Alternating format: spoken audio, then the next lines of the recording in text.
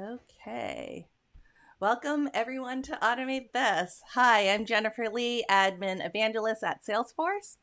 And if you're watching us for the first time, welcome to Automate This. And if you've watched us before, well, welcome back.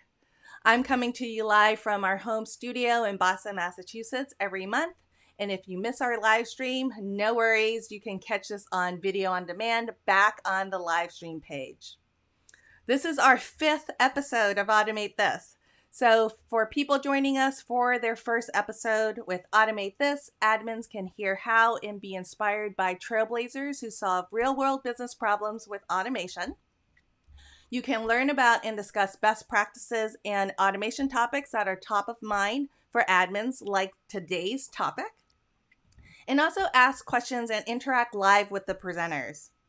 So I have a great lineup of flow experts to talk all things automation. We will focus this first year on record-triggered flows, given the future retirement of workflow rules and processes. And the next day following this live stream, we will publish blog content on admin.salesforce.com that will deep dive into what you saw. All right, so full disclosure, I still have this lingering cough that won't go away. And it's been pretty frequent this morning, so I have a cough drop in. I'll try my best not to cough while we're on the air, but no stinking cough is going to keep me away from this amazing panel today. And I mean, it is on fire.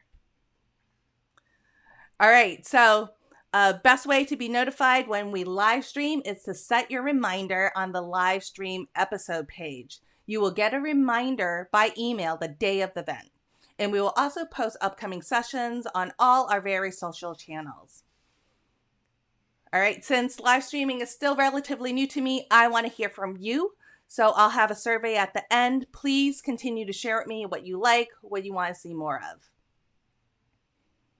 Okay, and the best part of the live stream is the live chat. So to interact with the audience, post your comments, and to interact with me or my guest presenters, start your question with a Q:, so I could quickly scan through and identify your questions and put them in queue. All right, so I am excited for this episode as this is our first panel discussion and talking about a really hot topic that is top of mind for our admins, record-triggered flow design patterns.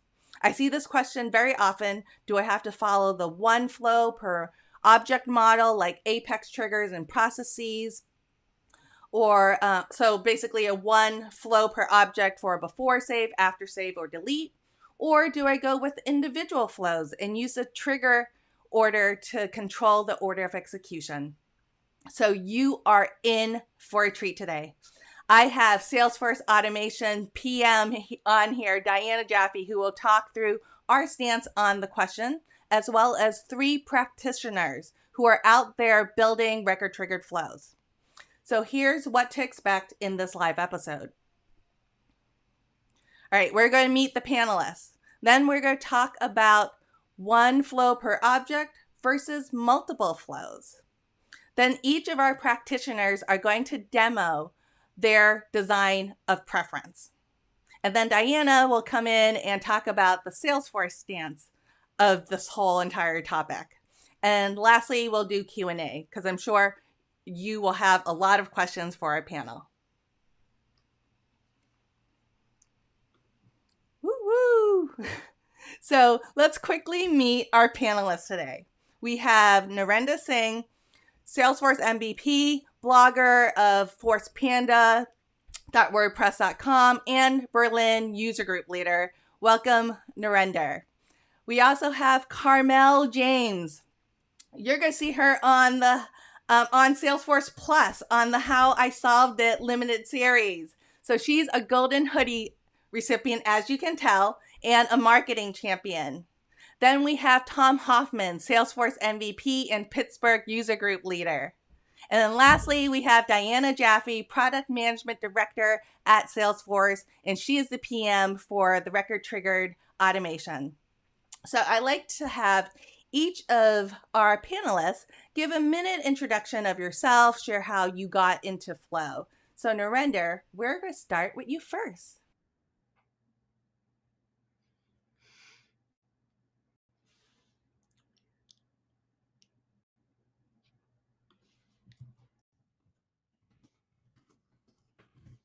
Narender, you're on mute. Yes, this never gets old, yeah. So, okay, so hello to all the folks watching. I'm very excited to be here and share some flow goodness. My name is Narender Singh, and I've been working on the Salesforce platform for 4 years now. I'm a three-time Salesforce MVP. I'm currently working as a senior developer at Sales5, a consulting partner based in Germany. About my flow journey, so I back in 2018, when I was learning Salesforce, I was also answering a lot of questions on the community, and I saw one answer from Deepak Anand, who's very awesome, by the way. And his answer had something to do with flows, which was called Cloud Flow Designer back then. So I got really curious and started looking into what flow really is, and ever since I have been really hooked to flows. So yeah, that's how I became what we like to call it as Flownatic.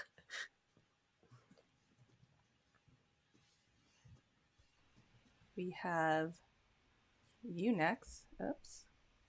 Let me just quickly fix this so we see Tom. So Tom's not in the dark. Even if you get my camera fixed, I'm still in the dark. There he is. Yeah. There's Tom. All right, so we're going to have Karmel introduce herself next. Hi, everyone. Let's see. I got into Flow many, many years ago when it was like Narender, the original Flow builder. And I honestly did it because I was a solo admin at the time. And I was like, I just kind of want to learn something new.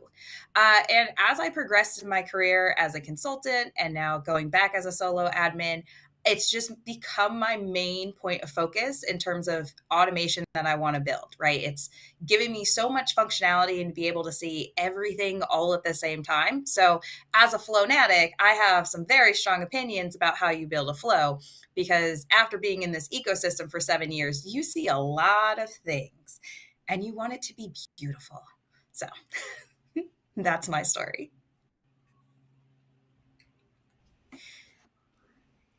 All right, Tom doesn't seem to want to show up. I thought I fixed I mean, this it's all not a need before the to. production. What is Yeah. going on? I've been told the camera doesn't love me, so. All right. All right, Tom, why don't you introduce yourself? Hi there, Tom Hoffman. I am a practice director at a consulting partner called Crow. Looks like, well, here we go. I think a 4-time Salesforce MVP, user group leader here in Pittsburgh. Actually met Narender by answering questions back and forth on the answer community years ago. And back then I was terrified of Flow. I didn't actually start using Flow regularly until like 2020. And I look back at some of my answers where I was tying together multiple process builders, and it's, I'm just scarred. I'm like, I can't believe I was so slow to adopt, to get onto the Flow train. So once I started working with it regularly and just understood the power, I haven't touched, workflow or process builder in probably 2 years, and it's been fantastic. So happy to, share some thoughts and bring others into the Flow Nation. All right, and we're missing Tom again, but last but not least, Diana. Hi, everyone. I'm Diana Jaffe. I am a product manager here at Salesforce. I came to Salesforce because of admins, a little different, where admins come to Flow via their job. I have worked in low code and configuration for a long time, and everywhere I went, folks talked about Salesforce and their commitment to admins, and that's why I came here. And Flow, I think, is the most fun product to work on of anything we've got. So I'm super happy to be here. I've been here for almost 3 years now, and doing record triggered flows the whole time. So it's my full-time job.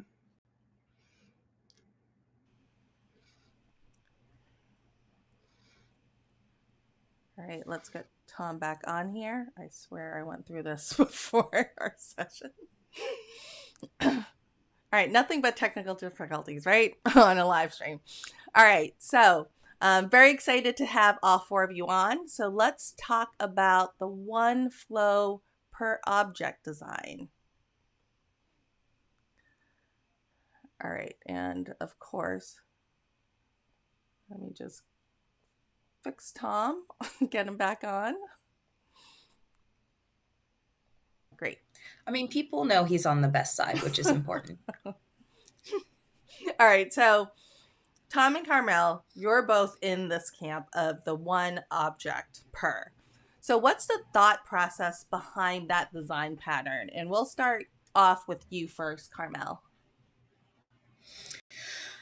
Well, I really like picking, one flow per object because it gives me the ability to see everything that's happening on that object. I don't have to go and search through 5 or 8 or 20 different things like you would with Process Builder or workflow rules. Everything gets to be in that one flow. And especially when you're trying to debug something, it's really beautiful to see how all of the automations that you have for this object work together so that it gives you more information where if you need to go back to your stakeholders, your product owners, your end users, your super users, you get more detail to talk to them to say, hey, we built this about 2 years ago. Does this automation even still make sense? If you can see all of that in one flow, you just have so much more information to make sure that your system is running really, really smoothly.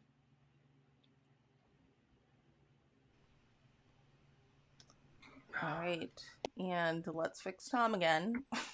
Seriously, Tom, what's up? I don't. If you can find a different verb besides fix Tom, because it sounds like it's about me and not about this platform or the issue we're having. All right, no, I'm going to assume that once I flip over to full screen, you're not going to be there. Who wants to pick some bets? Let's wait for it. Wait for it.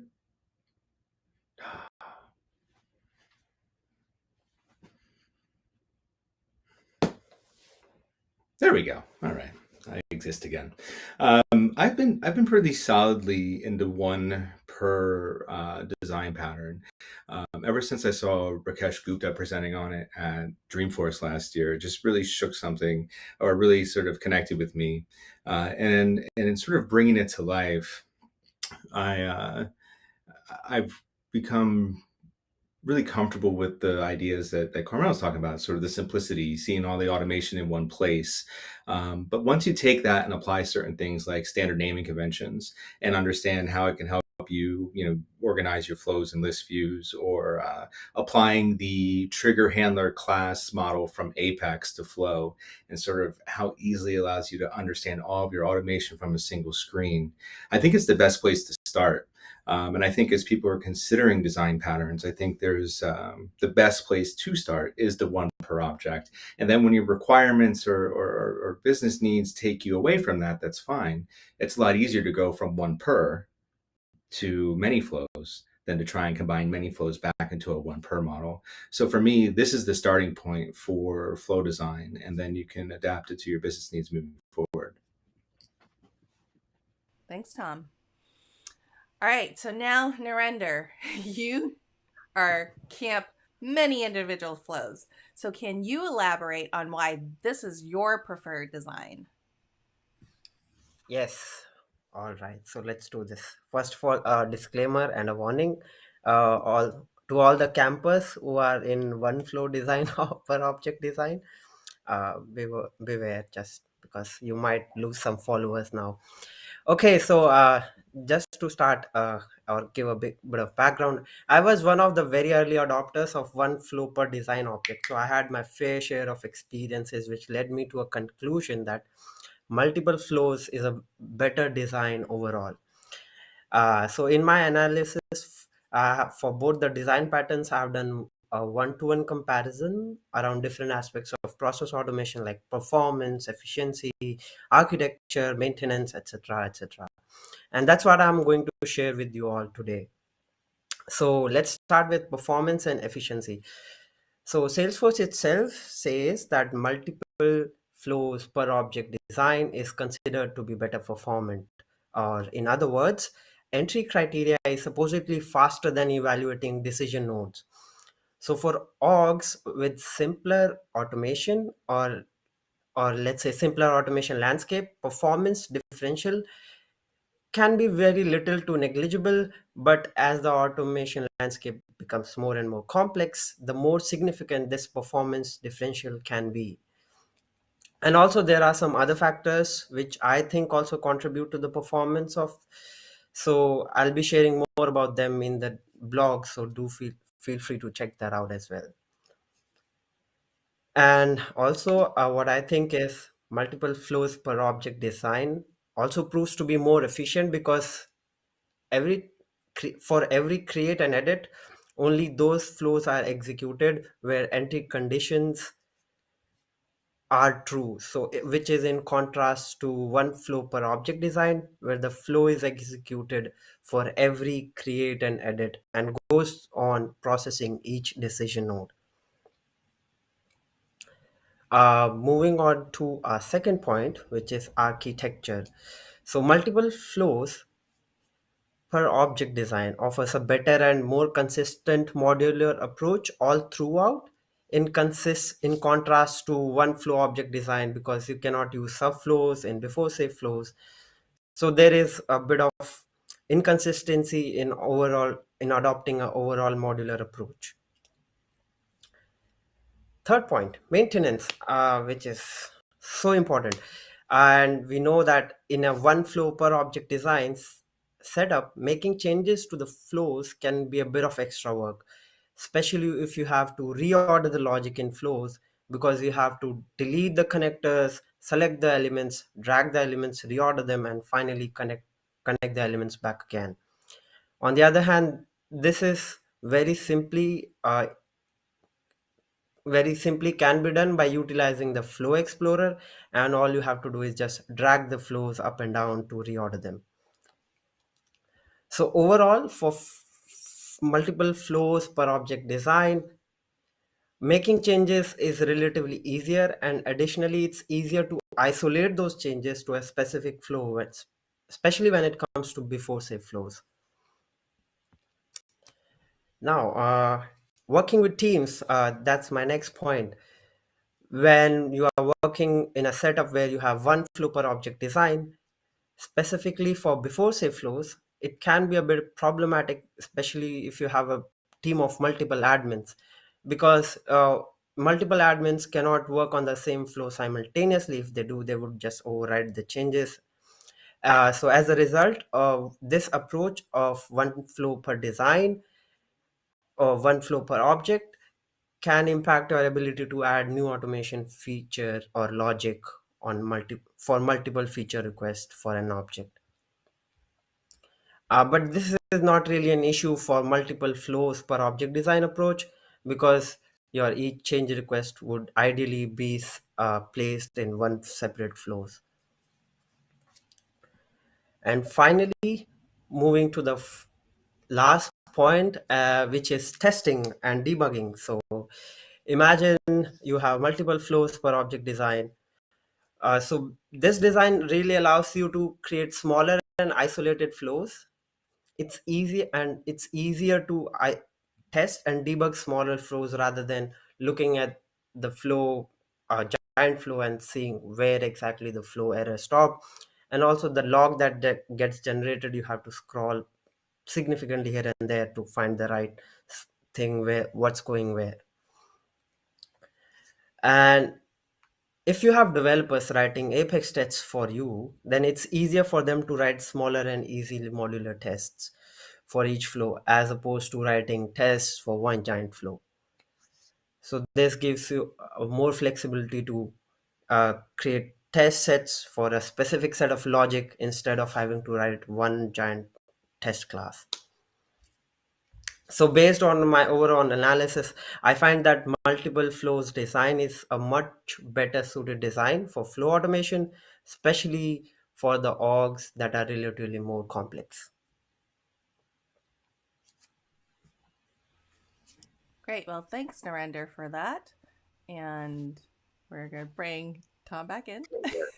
It's all right. A sec. All right. So I'm going to loop back to hashtag Team1Object. I'm interested to see what these record triggered flows look like. So can you give me an example of one that you've created So we're going to start off with Tom. Great.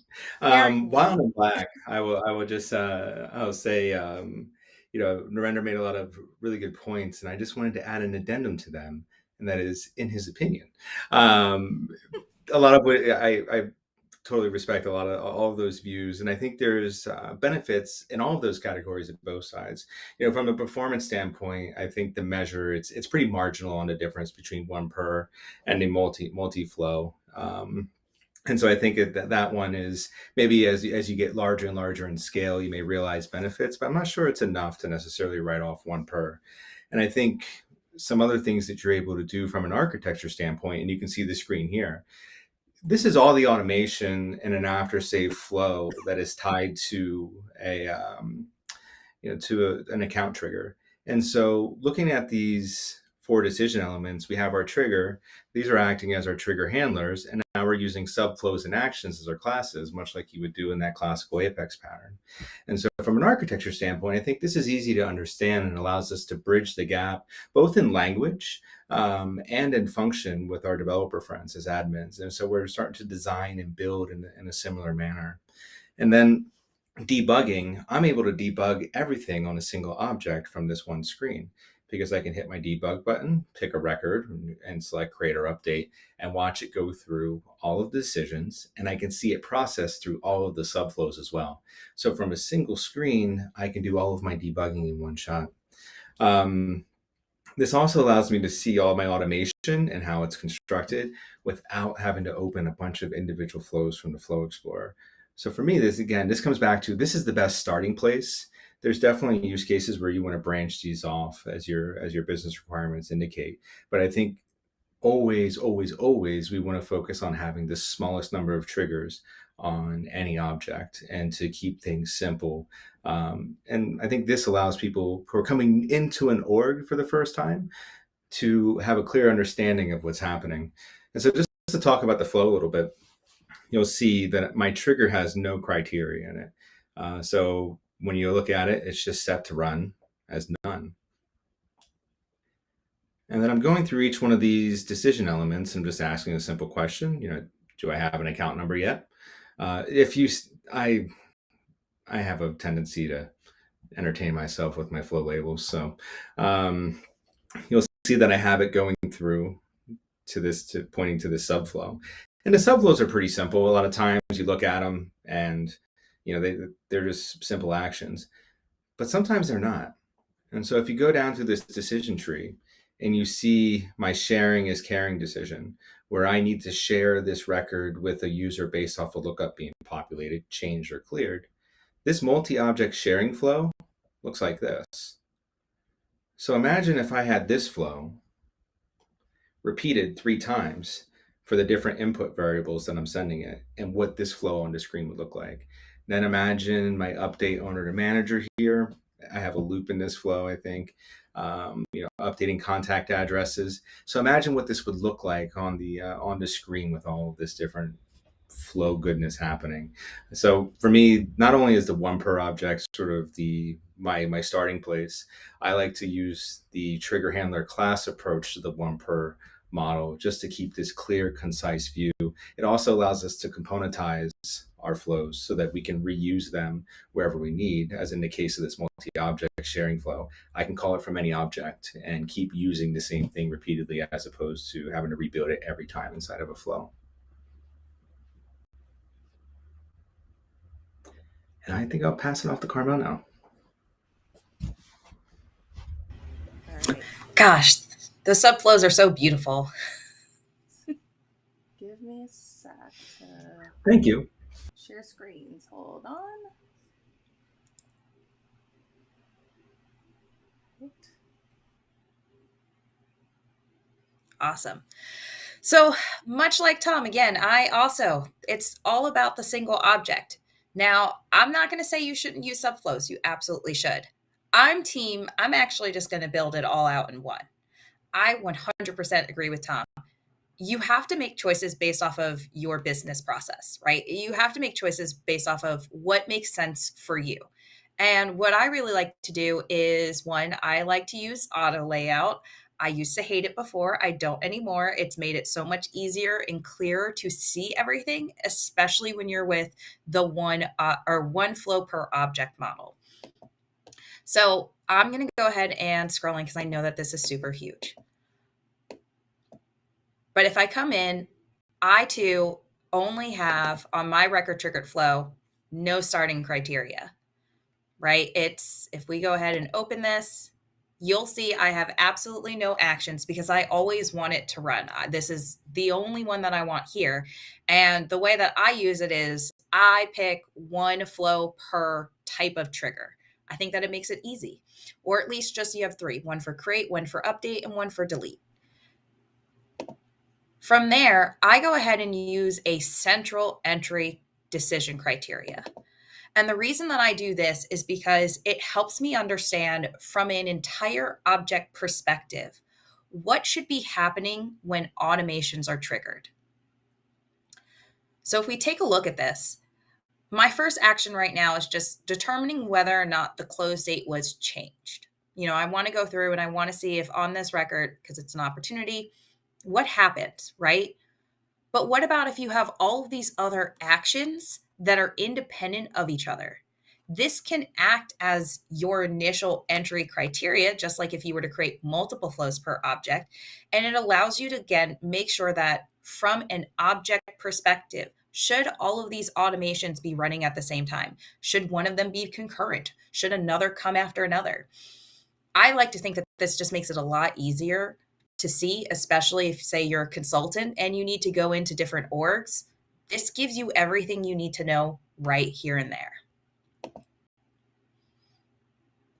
And so after you go through your initial entry criteria, you can go through, actually take whatever actions you need. And again, very similar to Tom, you're just going to go down to another decision.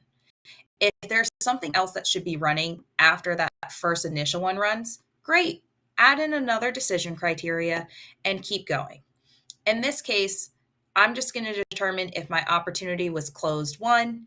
If it wasn't, I end it. We're done. This flow no longer is going to be triggered. But if it is, in this flow, I have it actually go through and say, this is a org that does not have CPQ and you want to create a renewal opportunity. I have it go through and find the opportunity products first, create a renewal opportunity, and then I go and I create my renewal opportunity products in this loop.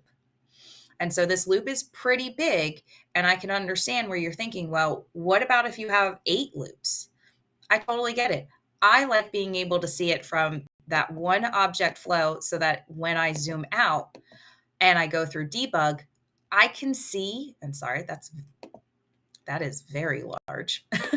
I can see everything that's happening.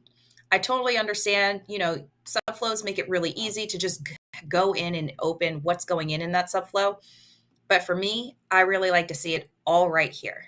I don't want to have to open more things. If I have the ability to see what's here, it also gives me the chance to say, I can reuse something in this flow. I might need to, change it slightly, right? I might need to reconfigure it. But if I can make sure that it's all happening right here, and I understand every action that's going to take place on my record, well, that to me just makes it so much easier to feel more in control of your system and be able to talk about why would one action trigger versus another, especially when you're trying to troubleshoot something.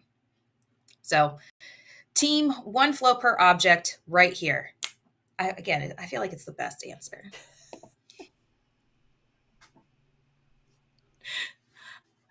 Oops. You almost missed a mic drop. Almost. Not good enough. All right, let's get Tom back in here.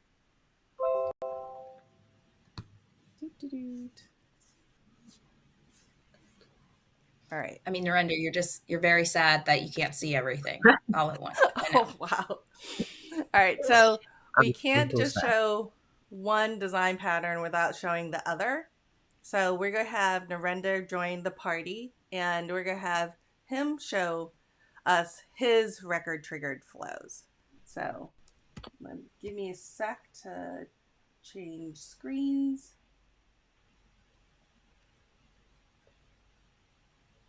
And there. All right, Narender, all yours. All right, so admins, Flow Trigger Explorer should be your new best friend when it comes to record triggered automation. And to the point where we say, I want to see everything in the same place. Imagine you have like, I don't know, 100 elements on one flow and keep zooming out. Just imagine how many clicks just you would do on a minus sign in comparison to here. You come here, you scroll, and with a solid naming convention, you can always get a feel of what is happening on fast field updates, action related records. If you have a good naming convention in place, you will be able to figure out what's going on your record in update context or create context or whatever context you want to investigate about. And one more thing that I would like to show you about is about testing. And this is actually really close to my heart because I am a developer and I have seen a lot of flows. What happens generally is sometimes there are flow errors which just throw like a gag error, which is just a number, but you do not see why the error happens exactly. So you have to go through the debug logs. Now imagine if you have a flow, one flow per object design, the log would be so overcrowded and there would be so much information unnecessary because it's just there and the flow would run. So it's, in that case, it's easier to debug. On if you have a smaller debug section, you can easily filter out stuff and it's easier to find out the issue where it's happening. And another point that I would like to add is around testing is, how do you manage your test? And we know that Vue test is going GA with this winter, and we know that we can create multiple tests for a flow. Now imagine you have a before save flow that looks like this, and trust me, when your org grows, it's gonna be it's gonna grow to some extent, and maybe you need size this to just fit in all the elements. And on top of it, you have to add tests. So for every piece of logic, you would be adding your tests here, and you could only add, at the moment there is a limit of 200 tests, which is still pretty huge to begin with. But to maintain or just to scroll through the list for a specific set of feature, if you want to investigate and test, you would have to go through the entire list, find them, run them. And if you were to adopt a multiple flows design approach, all you could do is you have a specific logic that you want to test, which let's call it a logic A, and you create tests specific to this flow, which is more easier to maintain, navigate through, and run the tests for the specific flow. And yeah, that's about it.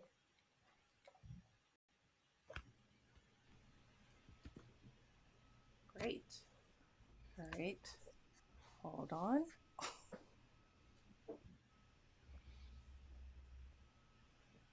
There we go. Couple of clicks. And it was my bad. I accidentally showed the wrong, I think the wrong screen, and that's why we didn't see the Flow Trigger Explorer.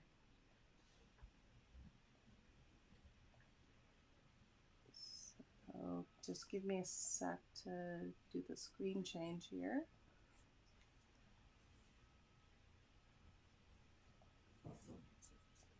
All right.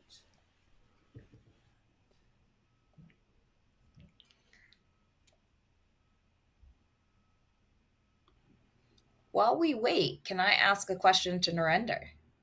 Absolutely. Excellent. All right.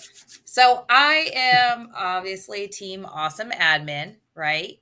And you're coming at this from a developer approach. One of the things that you mentioned at the beginning of this is the fact that, you're concerned about test classes. If I'm an admin who I don't write test classes, I know they're important, but I can't really do anything about them because I don't have that skill set.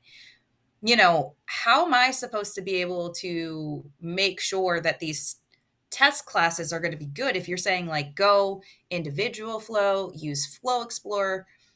But what about if I I still don't want to do that. What is your advice to me of how do I make sure that my system is still running great, even if I have a one flow object approach?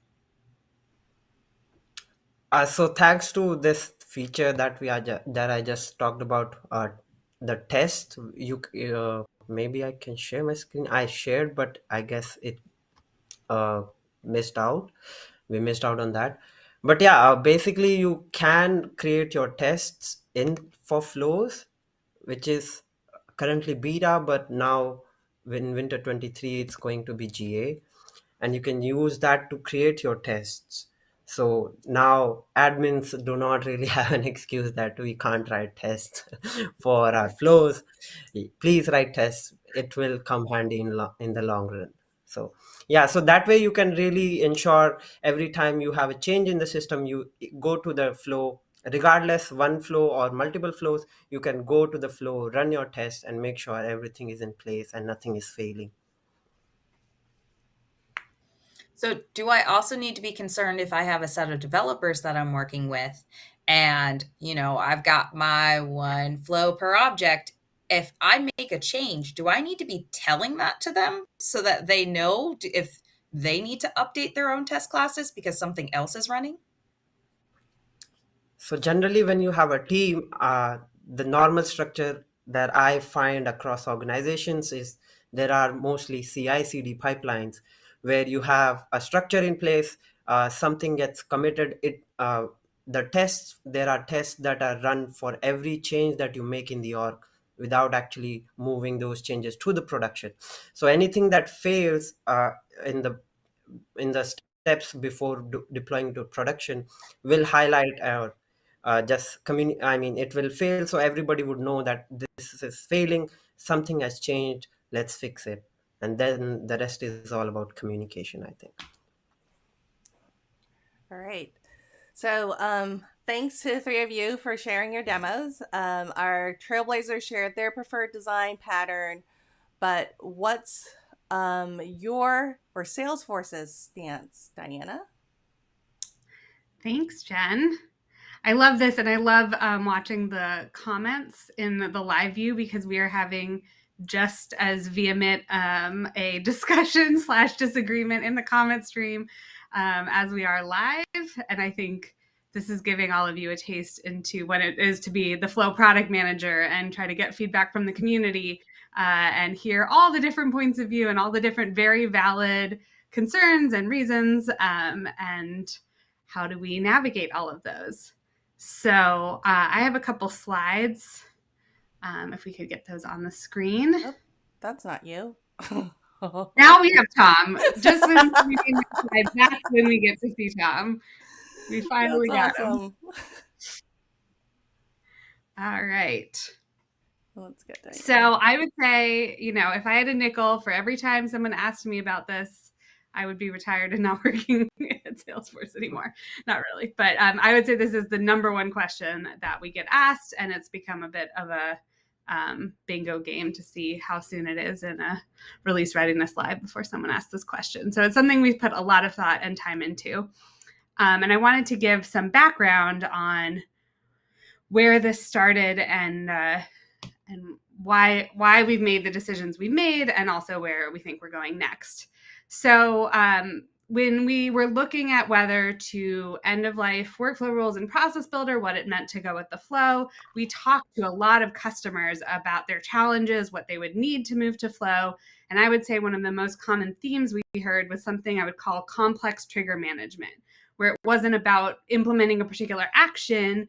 It was about, how do I handle automation at scale? How do I handle it when there's multiple people, there's a lot of automation on a single object, or things have happened over time? So we gathered all of that feedback, and then we actually went back with our designers and did an entire design workshop on what this meant. You can see a couple of the brainstorming sessions that we had. So we went back to the very literal drawing board on this one to say, what could we do in Flow to start to address this problem?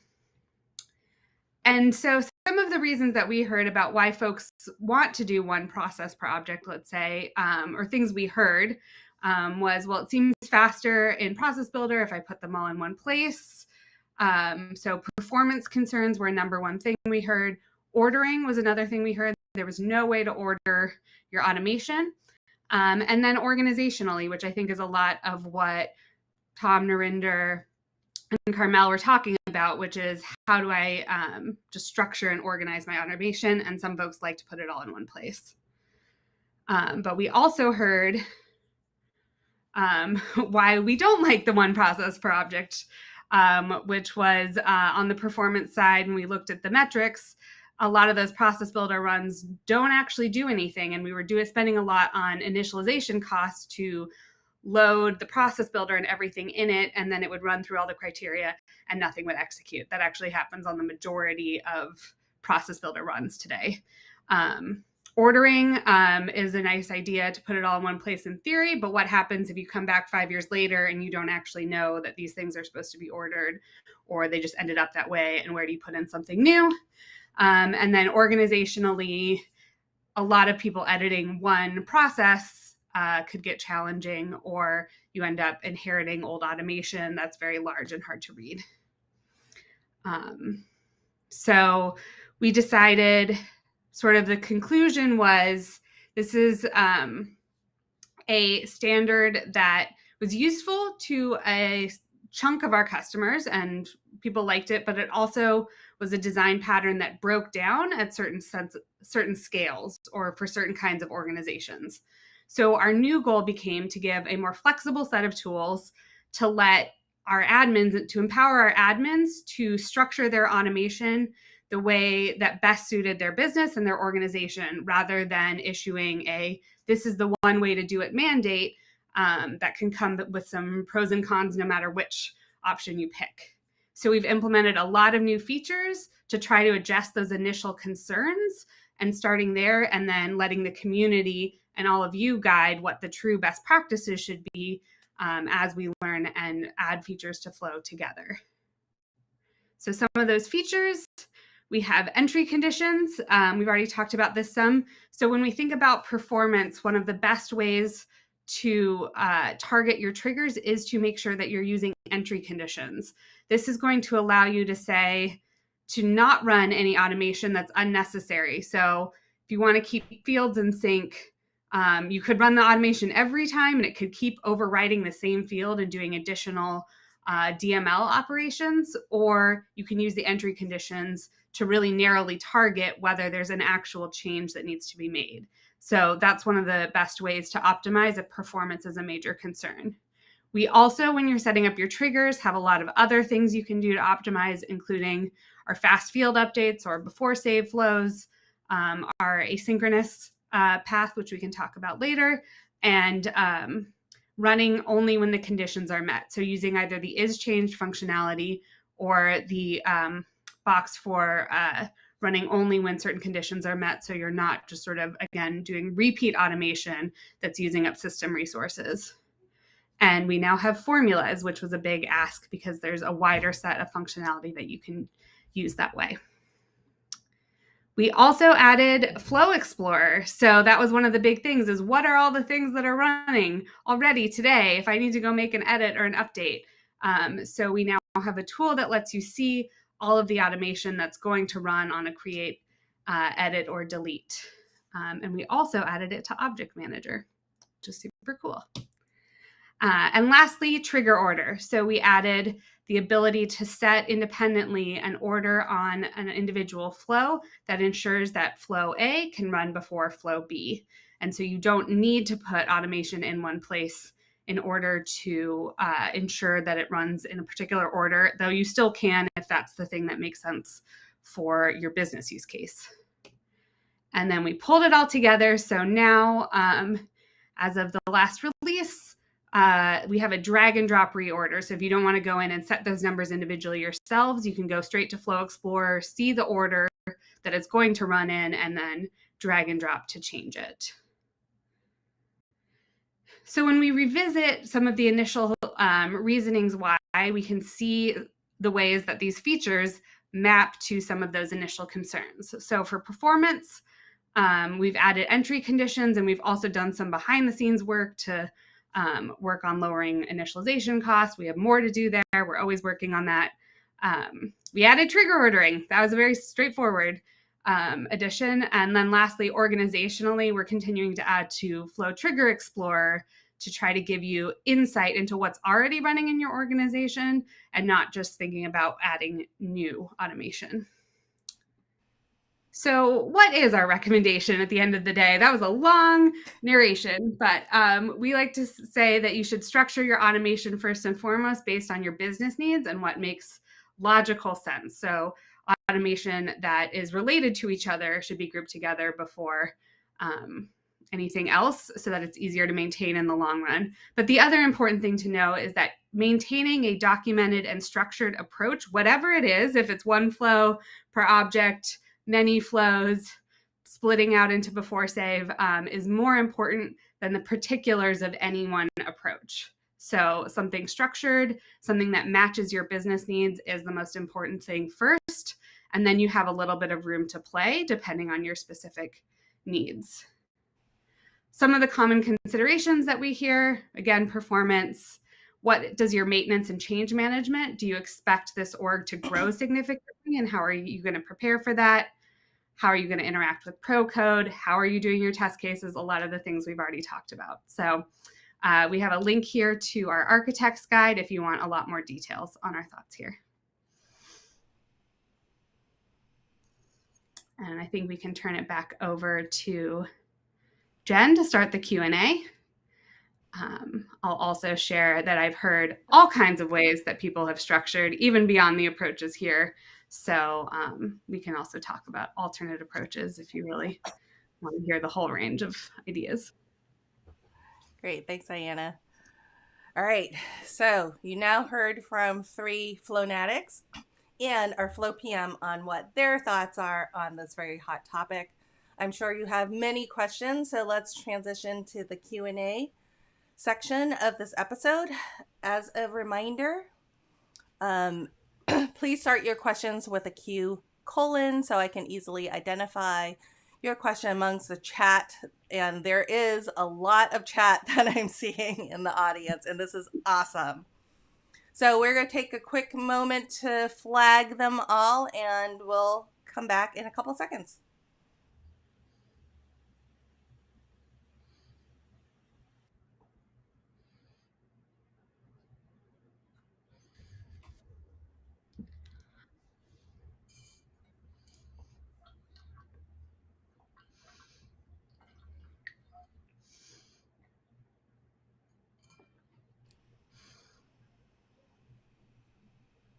Okay, let's do this quick fix, and then we'll get on to Q&A. Because we can't leave Tom in the dark. According to Narender, that's where I am. All right, we have many questions in the queue, so let me get started. Oops, let's pull this in. I'm looking at the chat and I saw a comment. I may have just switched to this camp. This means multiple flow. So just saying. All right. So our first question is from Aiden Martin. I love the Calvin Hobbes avatar. All right, question. How do you handle asynchronous scheduled actions? I always create them as separate flows, so I don't add unnecessary records to the queue. Any thoughts from our panel? Anybody can take it. Yeah. Go ahead. I think what you described there, Aiden, is exactly how I handle it. And that is we use our, before and after save one per model, unless it's scheduled, unless it's async, in which case it gets its own flow. So I think that's how we handle it here, just so we keep all of those things. Because a lot of times when you're running an asynchronous flow, it's to avoid limits anyways. So it makes sense to have it on its own.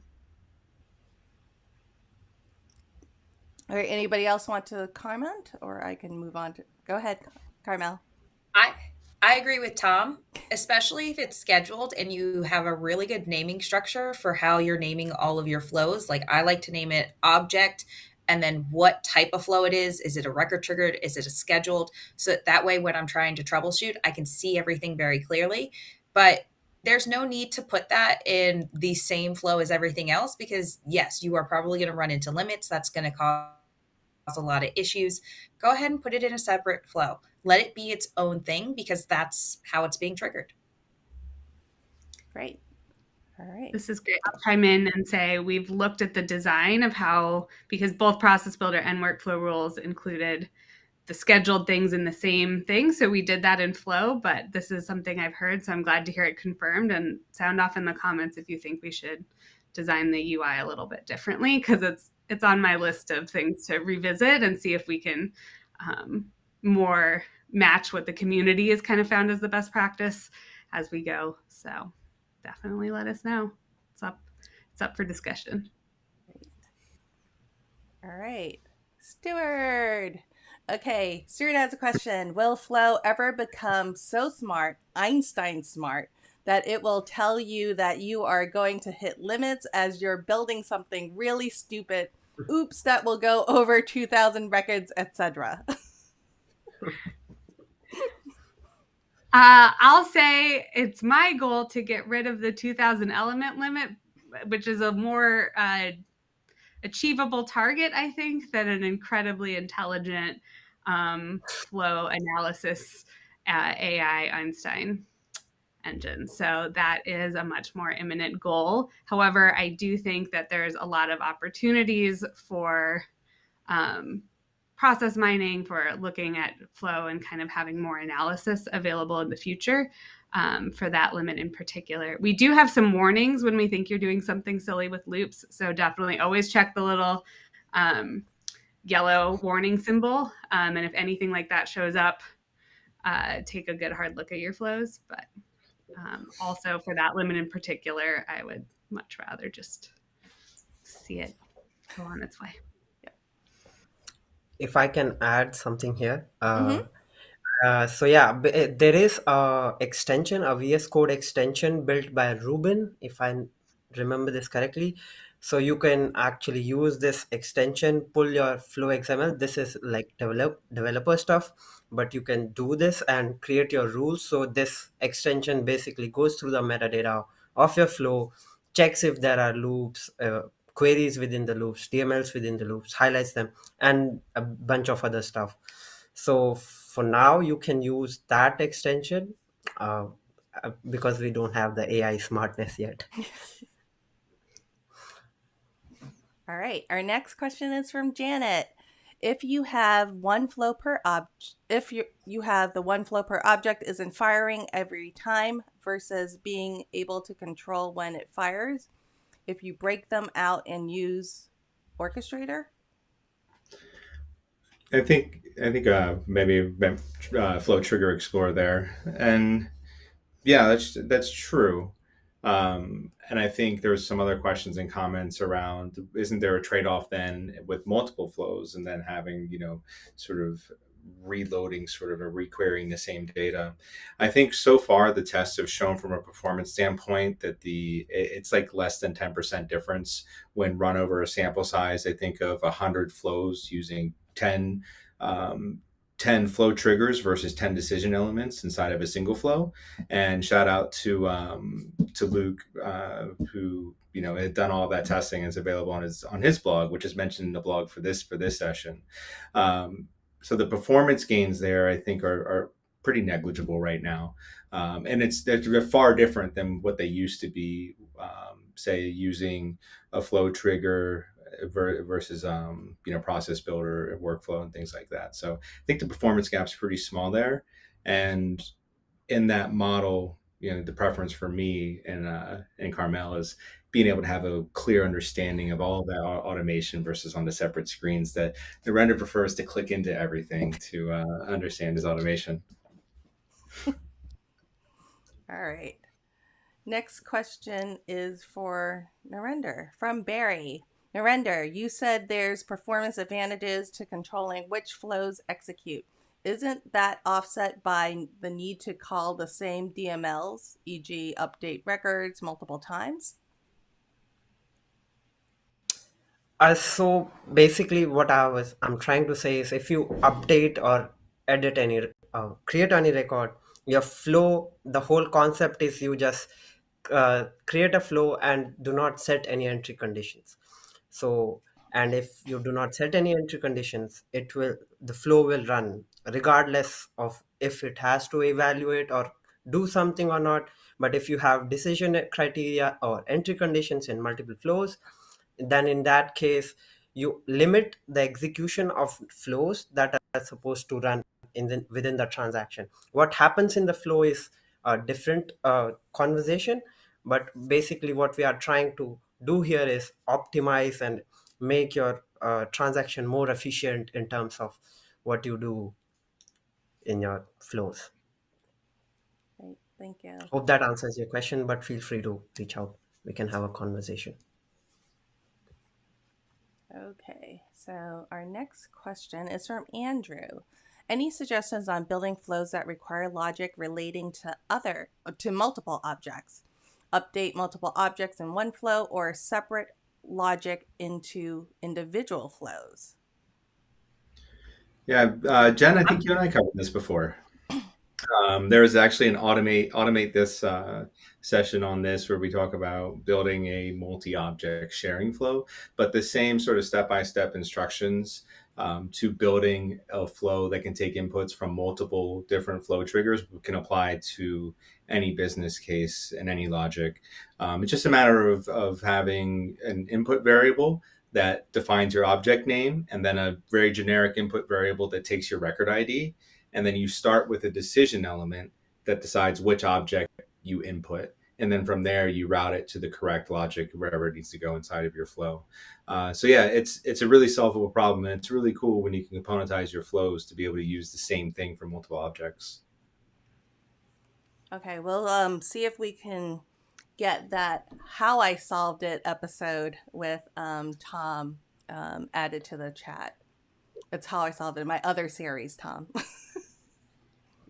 I'd like to add on to this that if you are building a flow that's having to use multiple objects, that's where using assignment variables is really going to come in handy, as well as record collection variables, right? You have a single record collection, you've got the multiple record collection, so that way, wherever you're using that object in your flow, especially if you're the one flow per object model, you can see where it's all being used. And at the end, you've got all of your DML statements that make it really easy to say, great, go do a bunch of things with all of these records that we just modified or created.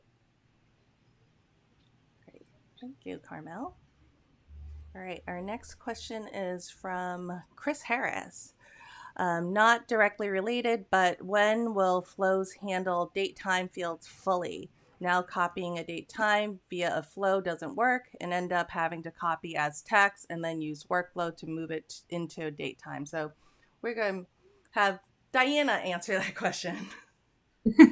Yeah, I'm not sure. I think we probably need maybe an offline conversation with a little bit more detail. I know there's some things on date and time on our roadmap that there's ways that flow could be better on date and times, but copy pasting dates and times is honestly not super high on my list of concerns. So I definitely like to hear more about what that use case is.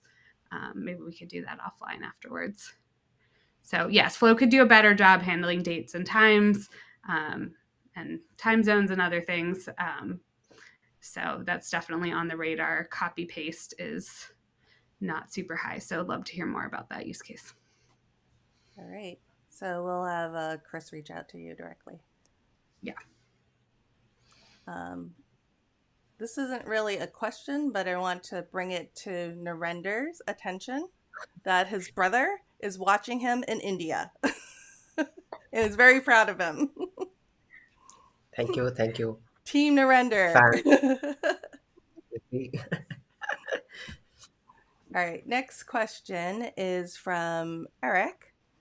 With flow order, can you move things before and after system automation, such as CPQ triggers, for example? I think one of the novel things about before save flows is where they execute in the order of execution. They're number 3, and before save apex triggers are number 4. And so before save triggered flows give us the ability to take action on records before any other automation on the Salesforce platform gets a chance. So in doing, and then after save flow triggers actually come after workflows and process builders. So you have flow, that the bookends for all system automation that happens in between, steps 4 through 13. And so depending on which one you choose, you can completely control how things operate in your system, which I think is a really novel power with flow triggers, and really great planning by Diana and team in terms of where they place those as bookends as opposed to inserting them in the middle somewhere. Great, thanks. All right, I'm going Unless the managed package is using flows itself. That would be interesting. But anyways. All right, I'm going to pull this conversation that was going on in the chat between Sean and Stuart. Is there a functional difference in the decision element calling a subflow versus an entry criteria being met in calling the flow? Functional difference, no. As far as the functionality is concerned, the logic will run more or less the same way. It's just about how you want to structure your overall approach. It's more about that, but functionally, it doesn't really make a difference. I'll add just a quick exception if you need to, say, get a related record and make a decision based on that. There's some things that are more possible now that we have formulas, but there are some particular complex logic that you may need to get something else in the system before you make that decision. So there are some cases where entry conditions are a little more limited, but those should be pretty apparent. All right, we do have a couple of questions out there about naming conventions. So Anna asks, do you have any advice on naming conventions for multiple flows per object? And I also have another question from someone else about the one object per. So for both camps, how do you name your flow? I have very strong opinions on naming conventions. Very strong. Like I said before, I like to name it as the object so that way it all orders correctly. And then I call it what type of flow it is, record triggered, scheduled, right? And then I give it a light description of what it's doing. If it's a record triggered flow, then I'll just say like create only, update only, delete only, so that way very clearly I can see what it's doing. Like I said, I have very strong opinions on this. And it works for multiple flows too. I think the way I like to think about naming conventions and descriptions is you're not writing for you. You're writing for you 6 months from now, who is in the middle of eating lunch and they get this like notification of someone being like, hey, this thing is failing. And you're going back like, I built that? Wait, my coworker? What? Who built this? I don't. Was that the day that I did this? Oh, no, I don't remember. You're not writing for you right now. It feels very painful.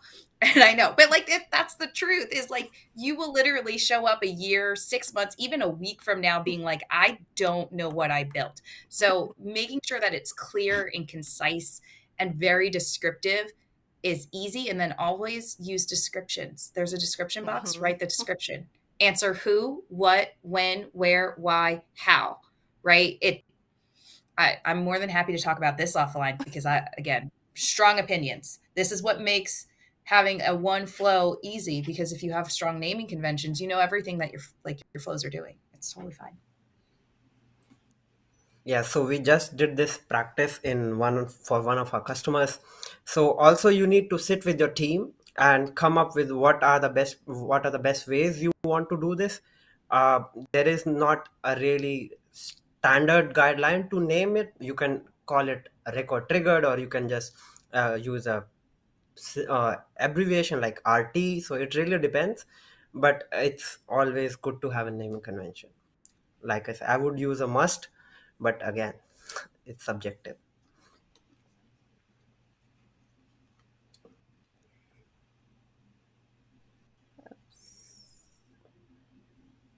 Okay.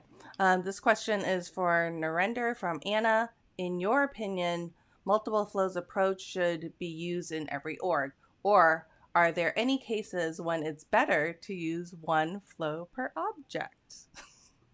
That's a great question, actually.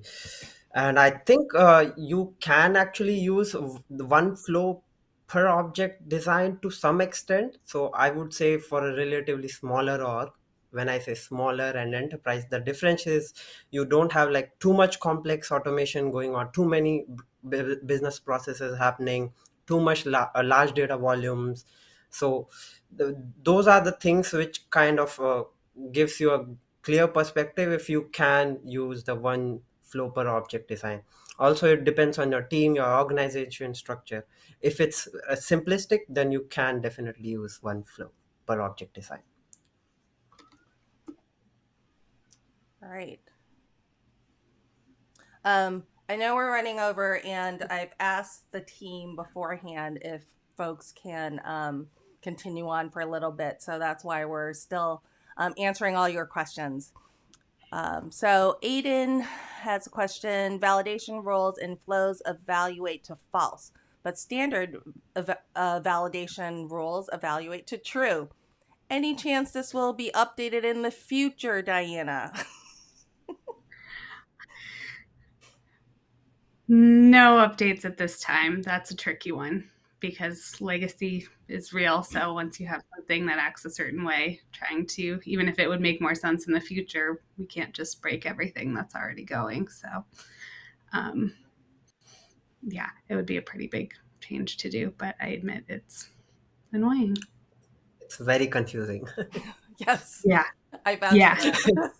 Yes, absolutely. It's just one of those things that once it's in there one way, you know, how confusing it would be if, depending on your flow version, it acted like true on some and false on some others. So it's a hard thing to fix once it's already baked in there. All right. Andrew has a question. If you are in the one flow camp, should you put entry conditions to be as narrow as possible, still to increase performance? I'll take this one because I have to be the first one to drop here. But what I would say is that's the purpose of our decision elements in the model that I use. And so you have your one per object that has no criteria, and then you want to be as narrow as possible in that decision criteria to only make sure the correct records get through. And you also have the ability, once you connect to that subflow or action, to either not draw a line back to the next decision or to draw a line. So the equivalent of the process builder model of the stop sign or continue on. And so, yeah, I think you definitely need entry criteria, but it's going to be at that handler level and a decision element versus being in the start. So I have to run. This has been so much fun, Narender. I look forward to continuing this debate and in as many forums as we can. So, bye, everyone. Thanks, Tom. All right. One question from Richardson. Is there a recommended numbering scheme for flow trigger ordering? Increment by 1, increment by 10, 100? I guess I can take that one. Generally, more than one is a recommendation if you're going to not use Flow Explorer to do the drag and drop, which will auto set the numbers. The algorithm that we have in the background is basically taking half the difference distance between them, with the idea that if you need to go add an additional operation or additional flow in the future, you can slot it in and you're not going to have any sort of version revs or activation or deactivation of other flows to get there. That matters more if you care about kind of all of the flows together. If it's really just like these two flows, one needs to run before B, but we don't care in the wider thing, you might want to set those numbers really close together if you're going to be moving between orgs or you're concerned about that. And in terms of increment by 10 or 100, that depends on how many flows you think you're going to wind up with, I would say. All right. And, a question from Gunwinder. What is suggested in the scenario where we have Apex and record triggered flows implemented and there are too many sock wall query errors? That's very use case specific, I would say, because it's really hard to say just by looking at it on a surface level that what's happening within the transaction. It could be that your Apex is having loops, queries inside loops, or your flows could be doing this. So you will really need to dig into your Apex or record triggered flow, or basically the log, and check out, investigate, and see what's really consuming all the queries. So yeah, you can do that in the developer log and switch the perspective, if that helps. All right. And Andrew has a question: at what point would you consider a flow to be too complex and therefore look at alternatives, for example, a coded solution? I like this question because I think if you are a solo admin or if you just have a team of admins and no developers, this could be really hard to answer because if you don't have developers at your disposal, you're like, well, what are you supposed to do, right? Like you kind of only have to code in Flow and then figure it out. I think if you draw out your process map, right, and you think that this flow is about to become too complex, reach out to people in the community who are developers so that you can bounce ideas off of them to determine whether or not you really need this to be a coded solution, right? So it's very easy as a solo admin or just as a team of admins to think like, oh, we can do this all in Flow 100%. But I'm not going to lie. I have built flows where I was like, maybe if I had talked to a developer about this, I would not be getting these errors and I would not have to like figure out how to reconfigure my flow to get it to work. Only after figuring out like it isn't going to work, right? I didn't ask the questions. Now that I know that, I would say if you feel like you're at a point where you're like, is this too complex? Go find a developer who you can talk to, who you trust, and let them ask a bunch of questions like, how many records are you going to be needing to use? When does this need to run? Why do you want to make it this way? Right? Like, why do you want to build it as a flow versus having it coded? Is this going to change very often? Right? If you ask more who, what, when, where, why, and how questions, I think it'll help you figure out whether or not you need to look at Narender, who is a developer, and say, hey, I actually am not going to put this in Flow. Can you get me some help over here? Yeah, so for me, one of the easy points or differentiators is if you have a lot of related records, if you are processing them, if you have loops running or going through 500 related records, doing some calculations, it's better to put it async or let that handle via Apex, because that's more you don't want to. Flows is a little slower when it comes to loops, especially, and large data volumes. So in that case, you can consider using Apex. And also, if you are a solo admin, you can check some utilities on unofficial SF. There are a bunch of awesome stuff, so feel free to check that out. I'm sure they can help you with your solutions. All right, so I have one question for the panel, and this didn't come from chat. So is there a feature Salesforce can offer to throw you to the other side? What could I do to make you change teams? I'm She's not causing switching. trouble here. You're both not switching no matter what. I think for me, when there was no the order thing, when we could not set the order for the flows, in that case, I knew that, okay, we cannot really fully adopt multiple flows because we can't set the order. So we need to have the one flow. But the moment we had this feature, I'm like, okay, we can now all go all in. Everything I is already going did that it. side. Yes, I was very happy. All right. I will note, okay? So being able to use formulas as entry criteria right from the start is something that made me like that's the reason I always went team one flow per object, because if I don't have any entry criteria initially, then it's easier for me to just put everything in decisions. I can do everything I need to get done, right? Is that enough to make me switch? Is even at all the things that Narender has said today enough to make me switch? No, absolutely not. I can't help it. I love being able to see everything all in one place. I respect that there are probably limitations that I should keep in mind. But if I'm talking about this from a troubleshooting perspective, if I'm talking about it from even having a team perspective where everyone is going into that flow, I want everyone to know what is happening on this object. Because if you have a team where a lot of different people get to solution design, say, for example, in consulting, that happens a lot where you're working together to solve a problem. I need everyone to understand what has already happened before and taking extra time to look into every single flow that is there. And if you're coming into an org where someone has named something super poorly, that's hours and hours wasted just trying to get an understanding of the landscape. So have I switched? No. Could I be convinced? Maybe. Is there something you can offer me? No, I'm just going to sit here and wait and see what you guys do. And then maybe in the future, I'll change my mind.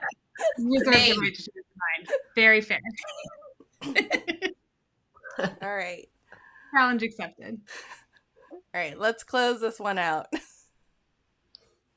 Okay, so now it's your turn. Engage with others in the Salesforce Automation Trailblazer community.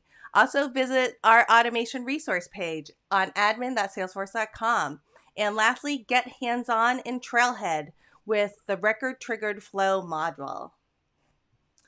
All right, so I want to thank all my panelists, Tom, who's not here, Diana, Karmel, and Narender, for joining me on my first panel discussion on today's Automate This. Thank you, folks, for, handling the tech issues that we had. It wouldn't be a live stream without tech issues, right? I think that comes part of the course. So this was really awesome. I liked seeing all the chatter between the audience in terms of who likes what, and the engagement with our panelists. So hope you all had a great time as well. Thank you. Thanks, All right. everyone. So thank you all for joining us on this Automate This session and for coming along this live stream journey with me. I hope you had fun. I know we did. And again, thanks for the engagement. I do want to hear about what you thought about the session. So talk to me, fill out this quick survey. Tell us what you liked, what you want to see more of. I want to continue to deliver great automation content that meets your needs. All right, and we're in for a special treat for this month. We are back live later this month on August 24th, and I have 4 awesome female Flownatic Trailblazers showcasing flow features that you can use in a record-triggered flow. So go ahead and set that reminder now. That session is already out there. And again, the best part is that you can be notified when we live stream by setting that reminder on that live stream episode page and getting that email reminder the day of.